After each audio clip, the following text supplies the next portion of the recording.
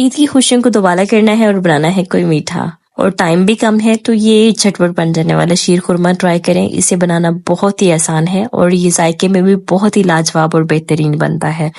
बिस्मिल्लाहिर्रहमानिर्रहीम, अस्सलामु अलैकुम। Welcome to my YouTube channel let's cook with Samra. आज की recipe sheer khurma. Let's start making the recipe.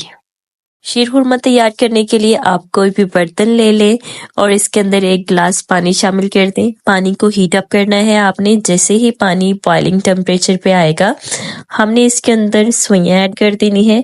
200 ग्राम सवैयाँ हैं मेरे पास, इनको मैंने छोटे छोटे पीसेस में तोड़ लिया है। आपने भी सवैयाँ अपने according to taste, according to need कम या ज़्यादा आप कर सकते हैं। ये देखें, इसको अब हम लोग पानी के अंदर शामिल कर देंगे। पानी में शामिल करने के बाद हमने इनको हल्का सा कुक करना है, पकाना है। चम्मच चलाए इसके अंदर, इनको बॉयल होने दें ताकि हमारी सवैयाँ थोड़ी सी गल जाए। मैं यहाँ पे 1 लीटर दूध का शीर खुरमा तैयार करने लगी हूँ, इसलिए मैंने सवैयों को पानी के अंदर पहले हल्का सा कुक कर लिया है ताकि हमारा दूध ज़्यादा वेपोरेट ना हो। और ये देखें, यहाँ पे हमारी सवैयाँ हल्की हल्की सी गल गई हैं। अब हमने 1 लीटर दूध, यहाँ पे मैंने 1 लीटर दूध ले लिया है। इसको ऐसे स्लोली करके हमने अब सवैयों के अंदर शामिल कर देना है और दूध को हम बॉयल होने देंगे ताकि अच्छे तरीके से हमारी सवैयाँ भी फूल जाएं और दूध के साथ इनका एक बेहतरीन सा वॉल्यूम ऑब्टेन हो जाएगा। इसी तरह से चम्मच चलाते जाएंगे और हमने सवैयों को अच्छे तरीके से पका लेना है। और ये देखें, यहाँ पे दूध बॉयल होना स्टार्ट हो गया है। अब हमने इसी तरह से चम्मच हिला के इसको दोबारा से सवैयों के साथ डिसॉल्व करना है।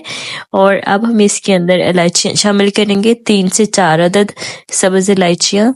आपने इनको खोल के शामिल कर देना है। इस तरह से हमारे शीर खुरमा के अंदर बहुत ही मज़े की खुशबू आ जाएगी और हमारी शीर खुरमा का टेस्ट डेवलप हो जाएगा और बेहतरीन और अच्छा हो जाएगा। अब इसी तरह से चम्मच चलाते जाएंगे और इसको थोड़ा सा पकने देंगे। अब यहाँ पे मैंने एक बाउल ले लिया है। बाउल के अंदर हमने स्ट्रॉबेरी फ्लेवर कस्टर्ड शामिल करना है। आप अपनी पसंद का कोई और फ्लेवर भी ले सकते हैं, बट इसके साथ इसका बहुत बेहतरीन सा कॉम्बिनेशन बनता है। 3 टेबलस्पून हमने इसमें स्ट्रॉबेरी फ्लेवर का कस्टर्ड शामिल कर देना है। यहाँ पे ये देखें जी, 1 2 and this is the last one. 3 tablespoon custard मैंने इसके अंदर शामिल कर दिया है। अब हमने इसके अंदर ज़रूरत के अकॉर्डिंग 1 प्याली या आधी प्याली दूध शामिल करना है कि हमारा कस्टर्ड इसके अंदर डिसॉल्व हो जाए। ये दूध हमने इसमें डाल देना है। आपने कस्टर्ड को बाउल में ऐड करने के बाद फोक ले लेना है। उसकी हेल्प से आपको तेजी से इसको मिक्सअप करना है ताकि हमारे कस्टर्ड के अंदर कोई भी लम्स ना रहे। आपने गर्म दूध के अंदर कस्टर्ड शामिल नहीं करना। दूध को नॉर्मल टेम्परेचर पे करने के बाद आपने इसके अंदर कस्टर्ड डालना है। अब यहाँ पे हम अपनी सवैयों के अंदर कस्टर्ड को डालेंगे और स्ट्रेन करके डालेंगे ताकि कोई भी लम्स वगैरह इसमें है तो वो निकल जाए।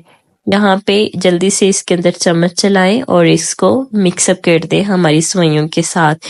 इसके साथ हमारे शीर खुरमे का बड़ा ही मज़े का टेक्सचर हो जाएगा। और साथ ही अब हम एट दी एंडिंग पॉइंट पे इसके अंदर हमने शुगर ऐड करनी है। शुगर ऐड करने के बाद बस हमने इसको मैक्सिमम 5 मिनट के लिए लो हीट के ऊपर पकाना है। यहाँ पे चम्मच चलाते जाएंगे और शुगर को अच्छे तरीके से हमने डिसॉल्व कर लेना है। चीनी को अच्छे तरीके से हल करने के बाद हमने इसके अंदर शामिल करनी है, मैंने यहाँ पे मेरे पास नारियल है, उसको मैंने काट लिया है बारीक बारीक पीसेस में। आप चाहें तो आप इसको कद्दूकश कर ले। कद्दूकश करने से इसका टेस्ट मज़ीद अच्छा और बेहतरीन आएगा। हर बाइट में इसका बहुत ही मज़ेदार जायका आपको आएगा। आपके पास जो भी ड्राई फ्रूट्स अवेलेबल है आप वो यूज़ करें। और मेरे पास यहाँ पे कोकोनट था, इसको मैंने काट लिया। और साथ ही मेरे पास ऑलमंड्स है, बादाम, ये मैंने बारीक बारीक काट लिए हैं, इनको शामिल कर दिया मैंने। चम्मच चलाएंगे और 1 से 2 मिनट कुक करने के बाद हम अपने शीर खुरमा को कवर करेंगे और ठंडा होने के लिए छोड़ देंगे ताकि ये नॉर्मल टेम्परेचर पर आ जाए।